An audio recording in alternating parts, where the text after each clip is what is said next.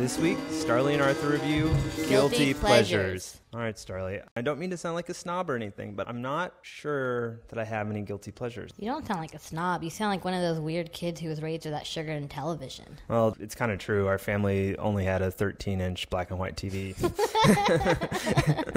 So when you watched, like, Family Ties, it was in black and white? It was. Like, I had such a schoolboy crush on Mrs. Keaton. I was obsessed with her long, beautiful gray hair. Gray hair? Are you sure you weren't watching Mama's Family? No. The thing is, Starlee, do you know how mosquitoes target some people and leave other people completely alone? Yeah. Basically, guilt is my mosquito. It's always buzzing in my ear. It's always around me. No matter what I do, I can't get rid of it. And so my life feels sometimes like it's all guilt and no pleasure. I feel guilty about everything. Just the opposite for me. I honestly feel that maybe the only thing I understand on earth is like what a guilty pleasure is. And even if I were to go out today and an anvil were to fall from the sky and I lost all my memory, all I would have to do is turn on my television set and look at my DVR list, and there's a perfect document of every guilty pleasure I've ever had. So what do you record? A lot of Law & Order. All the different forms of Law & Order. SVU? Yes. Criminal Intent? For sure. That other one with that other guy?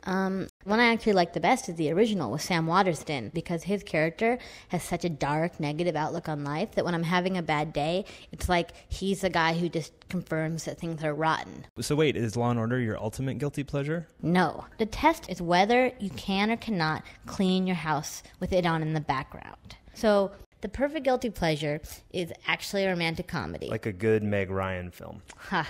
See, Arthur, that trips a lot of people up. She's more of a superficial cleaning. She's the movies that you have on in the background when someone's coming over and you just have time to throw your stuff under your bed. So, but what can you clean your house to? Any movie that stars Hugh Grant is a perfect guilty pleasure. Well, maybe I do have guilty pleasures, because I think Four Weddings and a Funeral is... Any movie except for Four Weddings and a Funeral. What are you talking about? See, you got it wrong. That's a pretty good movie. Exactly. I'm talking about Mickey Blue Eyes, Notting Hill. Have you seen Music and Lyrics? I don't think I've ever even heard of it. Don't mock it, Arthur. What? Sorry. I don't know. There's something about the perfect mediocrity of a Hugh Grant romantic comedy that drives me to greatness. Like when Notting Hill was on last time, I was in my kitchen and I found myself dragging the kitchen chair to the refrigerator and cleaning the top of the fridge, Arthur. That's insane. Do you want to hear about when I clean my cat's litter box while watching Music and Lyrics? Not really.